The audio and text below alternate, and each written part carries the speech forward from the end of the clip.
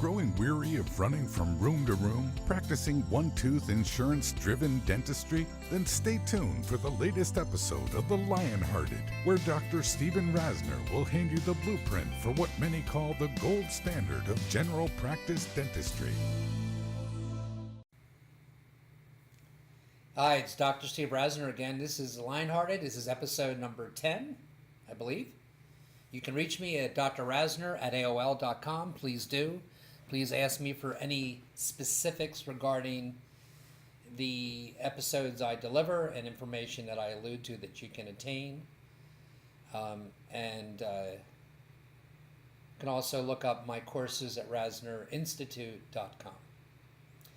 In our last podcast, I was talking about the two things that would really make you happy if you're going to be a dentist. And the first one was doing challenging procedures.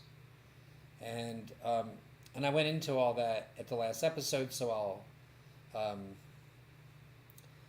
let that go at this point. But one thing I did want to say about that is, remember in some earlier broadcasts, this is how I attained my education, just real briefly, my post-dental school education.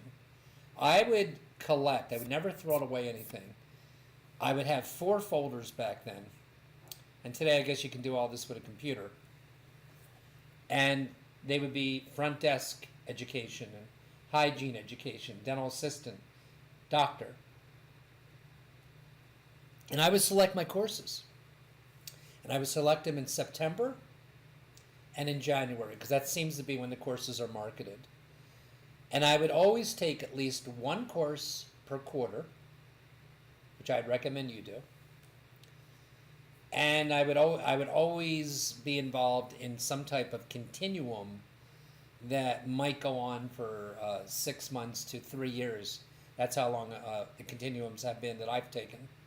So I'd always have this one solid main course sandwiched around some minor courses that may be 1 or 2 days in the areas that I was interested in.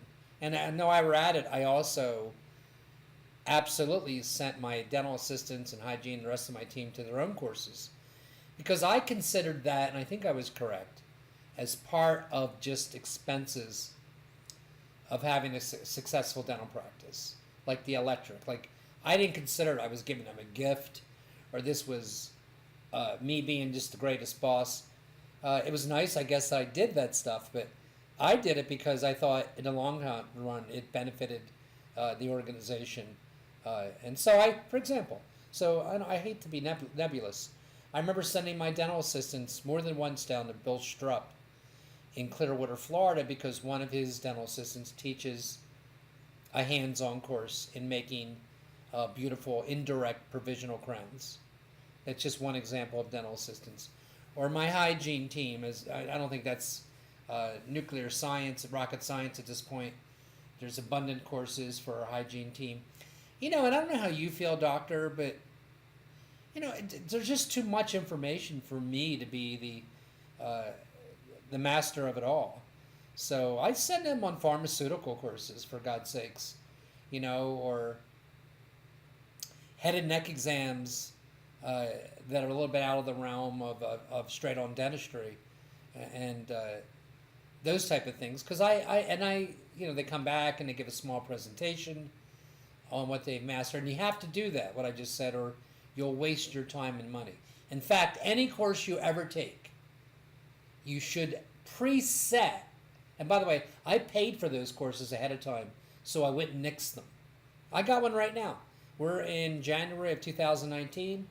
I have a 4-day course with Mike Picos this April that was set up and paid for, 6, 7, 8 months ago. I forget.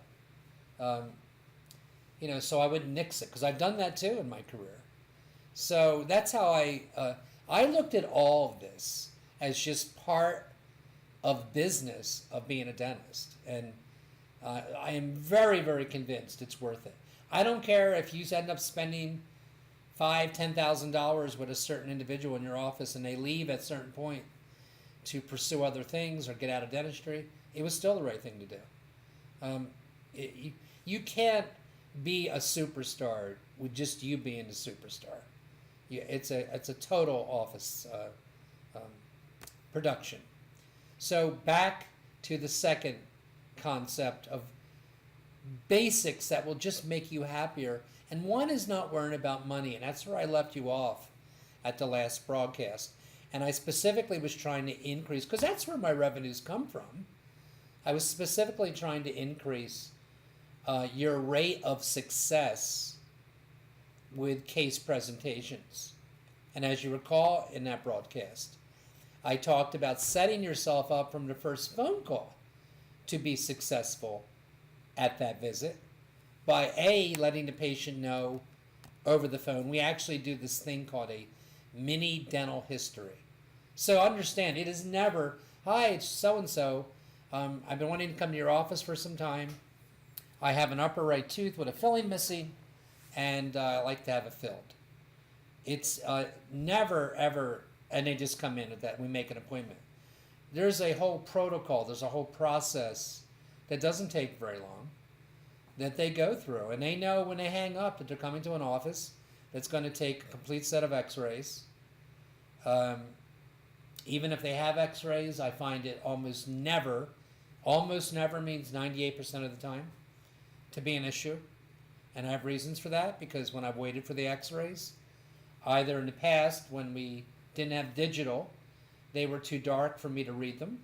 And even today, they're often unacceptable. Or I don't get them in time, even though the office has told me that they'll get to me in time.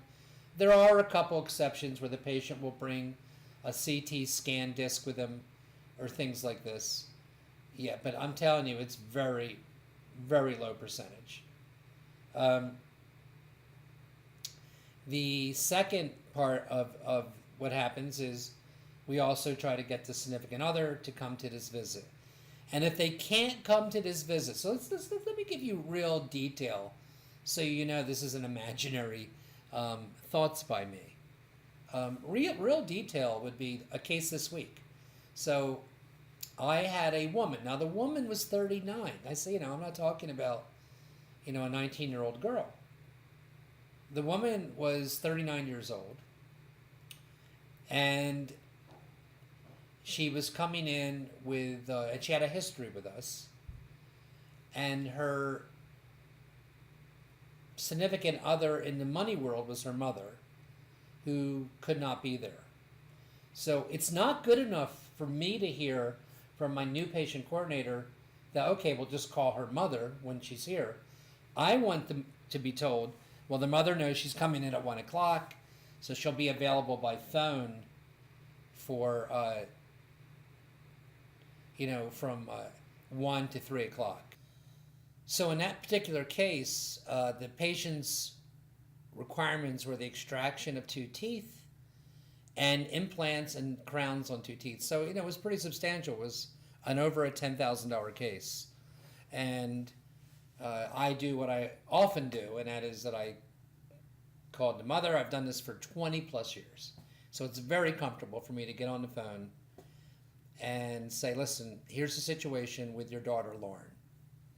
And I tell them, I knew this patient pretty well at this point. I'd done much work on her mother, which makes it easier. My point is that I am set up for this. I have a dialogue over the telephone with the other party that couldn't be there. Now, if it was a monster case of, $20,000 plus, I would probably do whatever I could do, if it was possible, to reschedule when the significant other could be there. That's what I would do. And that's not always possible. And I got to be honest with you, and I talk about this live when I speak. I don't know anybody alive that can present a 25,000 plus treatment plan to a spouse who will go home and convince their significant other who did not have the chance to hear your sincerity or understand that you're not just a gold digger looking in their pockets to fund your new yacht or something. There's all kinds of thoughts that go through a patient's mind. They think, that here's you're a dentist. You could be the most sincere guy in the world or a woman, and you could lose it just because they weren't there. And listen, what's the point? Why am I saying this? At the end of the day, it's not even for real the money. It's how you spend your days, how healthy you can get this. Can you get every patient healthy by patching them, by putting fires out? No, of course you can't. I mean, there's a legitimate, gigantic portion of the dental population in need that really do have to spend substantial time and investment of their money if they seek a higher level of dental health.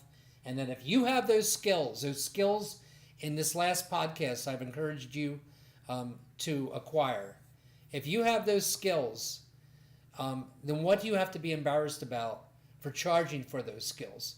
They're going to go to somebody else, perhaps that didn't make the same commitment or investment that you've made, that won't be able to have the outcome. And part of the whole training process, of course, is a significant and responsible treatment plan that is centered around a longevity of this investment of time and money that this patient's going to make.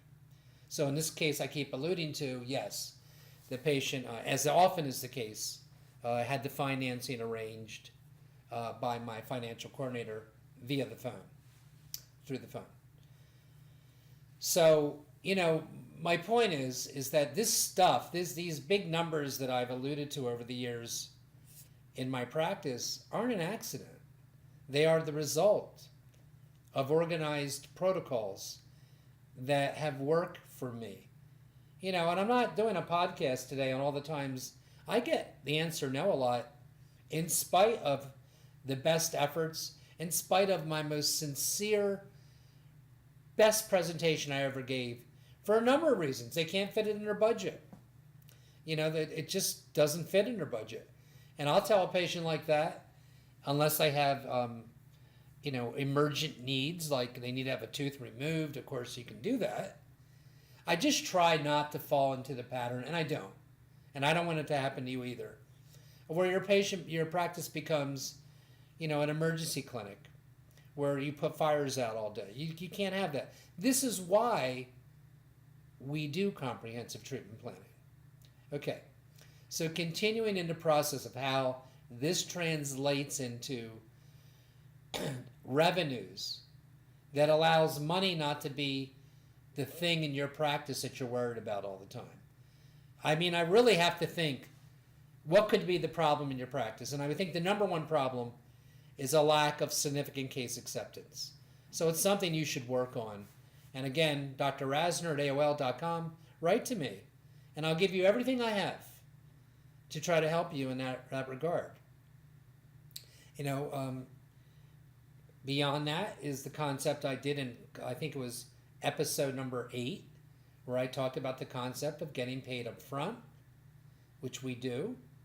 And I don't want to regurgitate all that information, but I want to remind you that the main reason that became a protocol of mine is because when I did the alternative, a payment plan individually, privately with the patient, invariably those plans failed.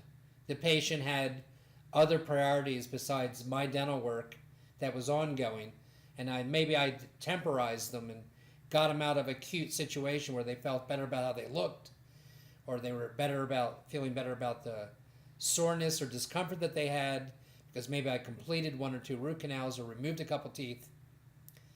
And when they put your treatment off and disappear for 18 months, and then some of the temporaries fail, everybody loses. You lose, they lose. So I don't want to be part of that practice, and I don't want it to happen to you. I want your practice to be able to start cases that you recommend and feel good about, having patients, they either have the money or they don't. And if they don't have the money, then don't do the case, unless you want to do it benevolently. And, I could do a whole podcast, as I'm sure many of you listening could do, on those cases that we do that way. All right, so that's that part of it. And then once you're in that situation where you're getting case acceptance, there's a bunch of other things to look at in regards to where your revenues are going. And I have to tell you that I believe that many dentists don't do this, and I get it, because if you go in and work at 8 o'clock and you get done at 4:30, I can't see most of us taking a look at the aging reports on whatever insurance we do accept. I don't do that, so I can't imagine you do that, but you have to. You have to have people that you can count on that are true enough to the job that you get reports in front of you that summarize the status of your billing, the status of money owed to you on completed services, either through insurance companies. And you need to understand that the number one reason that you're not paid by insurance companies is because you have what's called dirty data, a bad social security number, a wrong address, a wrong ID number. And if you practice for years and don't have a handle on this, it can be a magnificent problem. I did an audit myself 7 years ago. I hired a forensic accountant to come into my office, because what I would do prior is what lots of you do. I'd ask my insurance company from time to time. And if you're having a great year, it's probably not the question you're going to ask. Think about it. If you're having great revenues each week and each month, it's probably unlikely that you're going to start opening up and turning pages and wondering where your revenues are. It's only when things get slow. And apparently things were slow 5 years ago. And so I looked at insurance for the first time in years. And other than just asking, hey, how are we doing? What is our 90, 120, 160 days out of money owed to us? I hired an accounting firm, and I found out that there was $238,000 of uncollected money by my office. Now, my office did not forward that information to me. And that is me, a guy that just told you that I get paid up front most of the time. And I was owed that money, and I can assure you I collected less than 10% of it. And you got to make really hard decisions, because patients will say things to you like the following. They will say, well, why didn't I get a bill? And then I can't explain that. I got to tell them now, 1 year later, that they have this and that balance. And very few people, from my perspective, will cough up that money, even if it's 100% owed to you. Then you got to make a decision. Do you want to keep the patient or not? Or do you write it off as a poorly managed office and that you'll fix the problem going forward? It's really hard. So let's talk about that for a minute. Having clean data in your insurance, getting monthly, every 4 weeks, you should get a report. I don't care. I don't take much insurance at all, but I take enough that accounts for something. So I want to know my aging report. Who owes me in terms of insurance companies over a certain period, over 60 days, over 90 days. And we all know the story that if you're not paid in 12 months for some crazy reason, they don't have to pay you.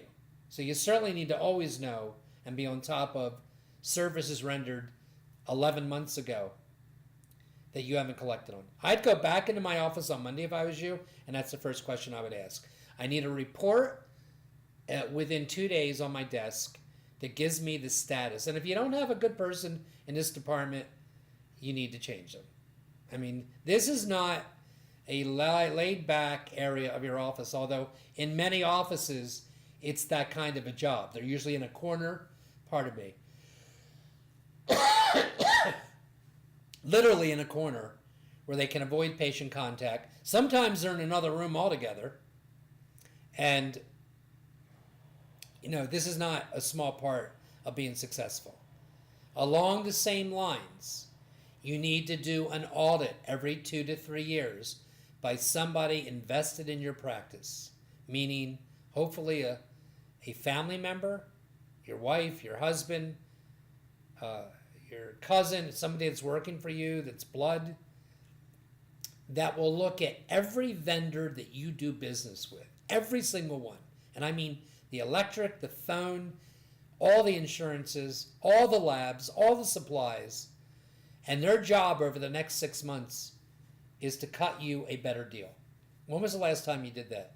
The last time I did that, I saved $106,000 a year by switching my insurance companies. And I am talking apples for apples, by the way. I'm not talking giving up quality products to get crappy gauze or to get crappy composite. I don't mean that. I mean it's an area of your office that most of us don't look at because we're running the rat wheel so much during the day that it's the last thing you want to do at the end of the day. So I call that a vendor audit, and we do it about every 2 to 3 years. It could be an employee of yours that does it, and you should give them a handsome incentive, maybe 10% of what you save each year for it's a flat fee for doing it. Okay, that's absolutely something you want to do.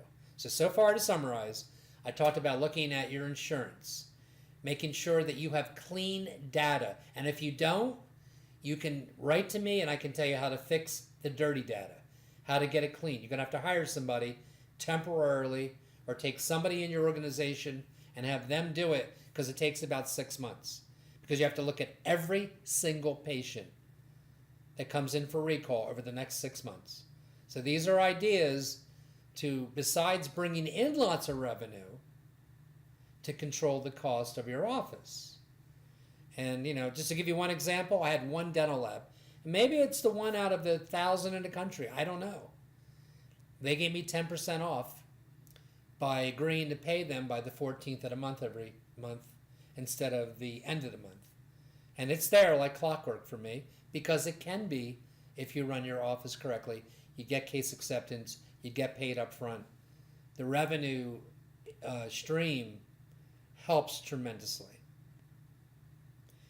You'll notice up to this point that I haven't discussed fees. Like, where does that fit into it? And this is how I've always felt about fees. I think you haven't heard me recommend too often in these podcasts a name of an individual that may help you. Well, there is somebody named Tom Lamoli, and then there's Charles Blair that are insurance experts in our industry. I believe it's Charles Blair has a program where he'll put in your Charles Blair, I think he's from South Carolina or the Southeast United States. And this is for United States listeners. And he will put in your zip code. And he'll tell you where your fees stack up in your zip code. That's as a starter. And the only reason I'm telling you that is because I've always been on the high side of fees because I thought I earned it. And I think I do earn it. I think I don't do a 60-second crown prep. And I don't do a 60-second provisional. And I put a lot of time and quality into what we do. And I have quality individuals that provide care besides me in my office. And I think I should be paid for that. But what I didn't realize is I had overlooked the simple things. A periapical x-ray, a periodic exam. All of the ordinary mundane parts of fee of services, mine were below the average in my area. He'll also be able to tell you about possible miscoding, and that's extremely common in a lot of offices, where you'll code improperly and thus get paid improperly for the services that your insurance is providing. I was one that was never reluctant or shy about charging, 20% more probably than anybody else. And I guess, listen, for some patients, you'll always lose a patient no matter what you raise your fee to. So this is obviously a discussion that you're going to have to make and look in the mirror yourself. But for goodness sakes, I would not be inexpensive for the sake of trying to be successful and getting people to stay with me. Another element to running a successful practice and controlling overhead is to get a mentor. Think about that for a minute. Just the very basis of us being dentists, we're kind of isolationist. And it's very common for us not to know what other dentists are doing. So I can be a mentor, for goodness sakes, to you. And certainly you have many others besides me through podcasts, through newsletters or whatever. There's never been a better time in dentistry to have a mentor. But why am I saying that? Well, how do you know that the lab you're using, and we're talking about cost cutting for apples, how do you know that the lab that you use is giving you the best service for the fees you're paying? You only know what you do with that lab. So this is a good opportunity. Talk to one of the dentists that you're friends with that might own those 5 or 10 offices.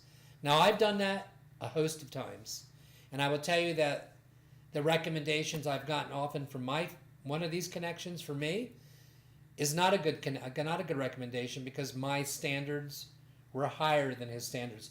But I did connect several times over the years with getting recommendations that were significantly less than what I was paying for the same product. And every doctor here listening knows that you can't lie about the dental lab work you're getting. Okay? They can't make you believe it's good if it's not good.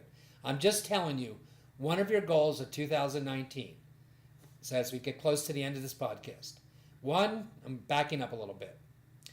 Look at your aging report and be right on top of that aging report, and do whatever you have to do to have somebody that believes that you believe that this has to be reported, and they have to be on top of that constantly to do the job as you see it should be done. Number 2, do a vendor review. Review all of the people that you spend a check on, from electric company to suppliers to dental labs, and see if you can cut better deals with any of them. Number 3, I've talked to you a little bit about your fee structure, and going with Charles Blair is the name actually, of who you need to reach out to in Google. And he has a service, I think it's like $1,200, where you'll send him your fees for the last couple months on all your fees, put in your zip code, and he'll find that your fees are schizophrenic. That's the procedures you do a lot are probably a lot more in line with other people in the area. But you need to know the score of where you're at. But you'll also find services that you don't think about much, a periapical x-ray, a periodic exam, could be way below because you haven't paid a lot of attention to it. Okay, so that's that. What about your billing, for example? Where does that fit in? What is your billing process? When I asked myself this question a few years back, the answer I got was this. I said, how do we do our billing? He said, well, we bill a quarter of the alphabet every week. Makes sense. Quarter times 4, we get through the alphabet. I said, okay. So then what do we do? What do you do with the people that don't pay? So here's what I'm asking you. Do you have in your office a bona fide set system for handling people that don't pay you their end of the deal? You know, one of the things I will leave this podcast with is what I call collecting those little balances each day. So a good protocol to institute into your office is the following. And it takes about a week to get it going. You go back to your office and you tell them, starting a week from now, because you give them a week to do the research. Every patient that comes in, if they have a balance, I'm talking a recall patient, obviously people in treatment I would think do not have balances, but maybe somebody that's going to call you that day, you want to know every day and have it on a report of it's primarily hygiene that have balances. It has to be researched. That's why you need a week. Why do they have the balance? And then you must try to collect that balance at that visit. I mean, you're not going to try to collect it if you don't know it exists. And it'll be rare for you to find a patient that'll just say, oh, that's good news. Here's an extra $120. Here's the deal, my friends. The unpaid balances reflect only one thing. The doctor didn't get paid. Everybody else got paid. Your workers got paid. The lab, the supplies, the electric got paid, but you didn't. So that money that you collect, even if it's a stinking $1,000 a month, a $90 balance here, $120 balance there, and most of them will be due to downgrades from the insurance companies. Okay, so it's time for you to get a little tough. You just can't accept, right? It's bad enough that you have to write off the incredible discounts that the insurances that some of you choose to participate with. You can't write off balances of patients because you don't have a system in place. So you have to have a system where you're able to go to work on Monday, that people at your front desk know this is important to you, and that they're going to collect and know the answer why. You can't stutter or hesitate for a second, or the patient's not going to be inclined to pay you. And listen, if it's your choice to write it off because you feel you're going to lose the patient, at least start fresh and don't carry a balance that you're never going to collect. Anyway, I hope this helps some of you today. I intend to, on podcast, I think it's 11, begin a series of podcasts on 6 things I would do if I started over next Monday from 38 years of doing this. Hope this is helping some of you. Please reach out to me, Dr. Rasner at AOL.com. And thanks for listening to The Lionhearted with Dr. Steve Rasner.